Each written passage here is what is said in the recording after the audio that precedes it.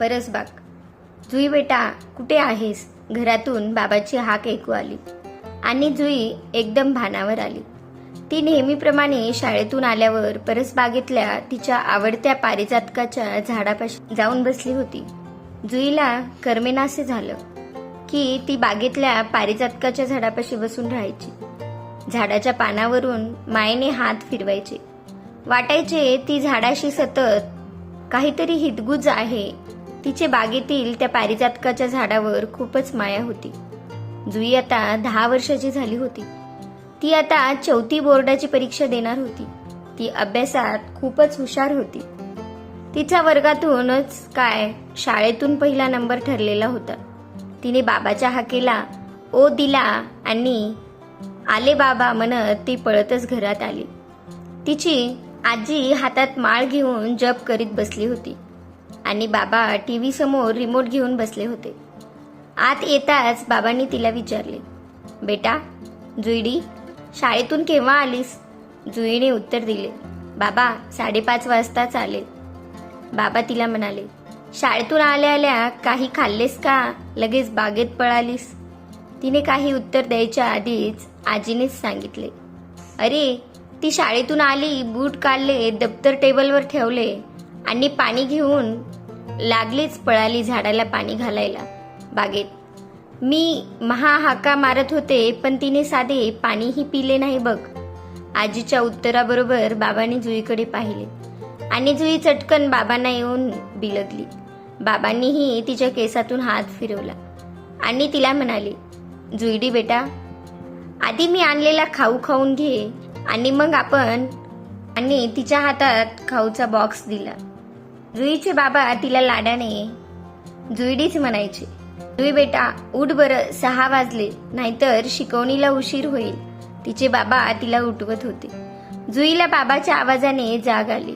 तिने डोळे उघडून बाबाकडे बघितले आणि त्यांच्या गळ्याला मिठी मारून काही क्षण परत डोळे मिटले आणि मग फारसे आडेवेडे न घेता ती अंथरुणावर उठली. पांघरून घडी घालून ठेवले आणि तिने कराग्रे वसते लक्ष्मी करमध्ये सरस्वती करमुल्ले तू गोविंदम प्रभाते करदर्शनम हा श्लोक दोन्ही हात समोर धरून म्हटला. तोपर्यंत बाबांनी ब्रशवर पेस्ट लावून ब्रश आणला होता, तिच्या हातात दिला होता आणि त्यांनी आजीला जुईसाठी दूध गरम करायला सांगितले. त्यानंतर काही वेळातच जुई क्लासला जाण्यासाठी तयार झाली. तिचा जोशी सरांकडे स्कॉलरशिपचा क्लास सकाळी 7 ते 9 असा होता आणि त्यानंतर ती घरी येत असे आणि 12 वाजता शाळेत जात असे आणि ती शाळेतून सायंकाळी 5:30 वाजता परत येत असे. संध्याकाळी शाळेतून आल्यावर आणि सकाळी क्लासहून आल्यावर ती बागेतील झाडांना नियमितपणे पाणी देत असे आणि तिच्या आवडत्या पारिजातकाच्या झाडापाशी काही वेळ बसून राहत असे. आज शनिवार होता. जुई शाळेतून लवकरच घरी आलेली होती. बाबा बँकेतून घरी आलेले नव्हते. तिने आल्या आल्या दप्तर टेबलवर ठेवले, बूट सॉक्स काढून ठेवले आणि ती आजीला बिलगली होती. आजीनेही तिला जवळ घेतले आणि तिला विचारले, जुईडी बेटा आज लवकर घरी आलीस, शाळा बुडवलीस की काय? जुईने तिला सांगितले, आजी आज शनिवार, शाळा अर्धीच असते. आजी लगेच म्हणाली, अगं बाई म्हातारीच्या कुठले लक्षात राहायला, मला सगळे दिवस सारखेच. जुईनेही मग छोट्या बादलीत पाणी घेतले आणि ती बागेत पळाली आणि पारिजातकाच्या झाडापाशी जाऊन बसली. आजीने तिला दूध घेण्यासाठी अनेक हाका मारल्या पण तिचे आजीच्या हाकेकडे लक्ष नव्हते. तिचे बराच वेळ पारिजातकाच्या झाडाशी काहीतरी हितगुज चालू होते. काही वेळातच बाबा आल्यावर त्यांनी जुईला आवाज दिला आणि ती भानावर आली आणि पळतच घरात आली. जुईचे बाबा मागील दरवाजात उभे राहून तिला आवाज देत होते आणि जुईही पळतच बाबाकडे आली आणि बाबांना बिलगली. मात्र आज तिच्या डोळे भरून आले होते आणि ती स्पुंदत असल्याचे तिच्या बाबाच्या लक्षात आले. बाबांनी तिला उचलून कड्यावर घेतले आणि ते तिला म्हणाले, जुई बेटा काय झाले रडायला? शाळेत सर रागावले का? का कोणी भांडले तुझ्याशी? पण जुईने काही न बोलता फक्त नाही अशी मान हलवली. मग बाबांनी तिला परत विचारले, बेटा मग काय झाले रडायला? तरीही जुई काही न बोलता फक्त स्पुंदून स्पुंदून रडत होती आणि ती बाबांना घट्ट मिठी मारली होती. तिला घेऊन बाबा घरात आले आणि दूध गरम करून ते तिला प्यायला दिले, पण ती दुधाच्या कपाकडे बघायलाही तयार नव्हती. बाबांनी मग स्वतःच्या हाताने तिला शितून दूध पाजले आणि परत विचारले, जुई मला सांगशील का तू कशामुळे रडतेस? पण जुईने त्यांच्याकडे फक्त पाहिले. तिचे अश्रू पाहून बाबांनी तिला विचारले, काय झाले बाळा? तू रडू नको, आधी शांत हो आणि मग आपण बोलू. तू तयार हो, आपण आज बाहेर बागेत फिरायला जाऊ. त्यानंतर जुई थोडीशी शांत झाली आणि ते दोघेही गाडीतून बाहेर फिरायला गेले.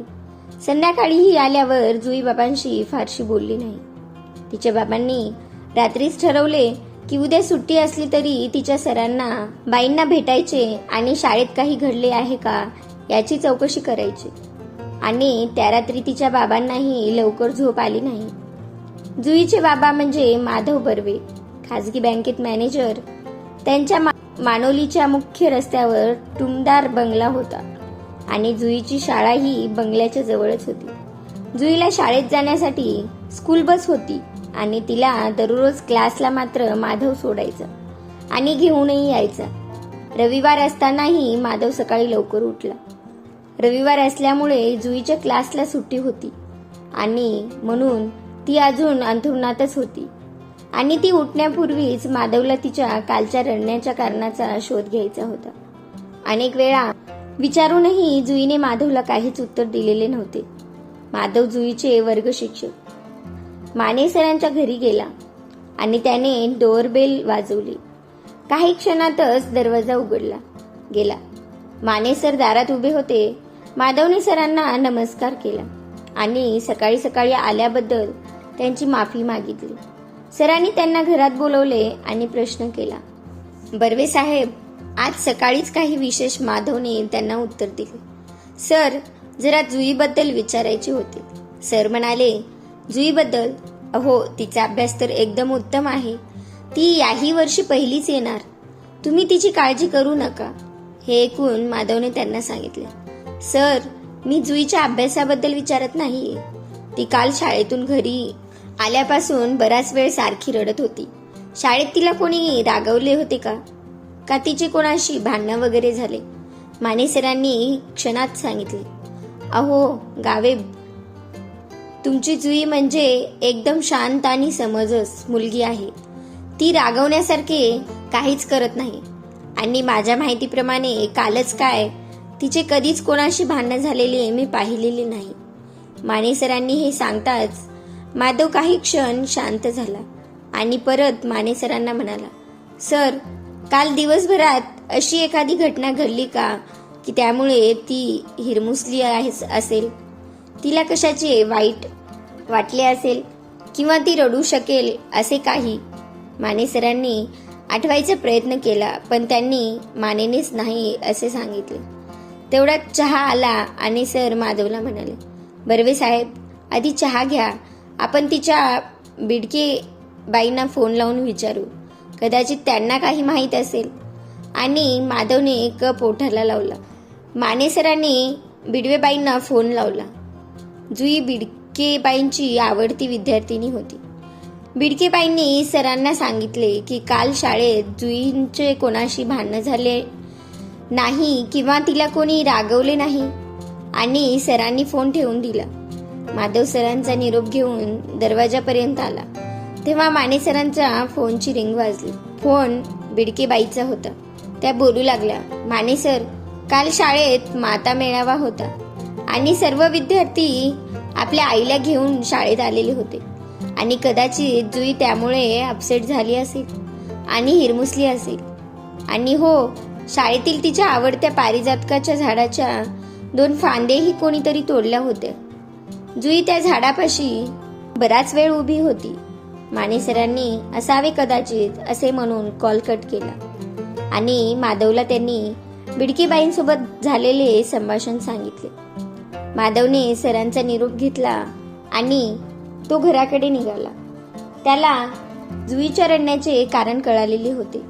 माधव गाडीतून घरी निघाला होता, पण त्याचे मनात विचारांचे कार माजले होते.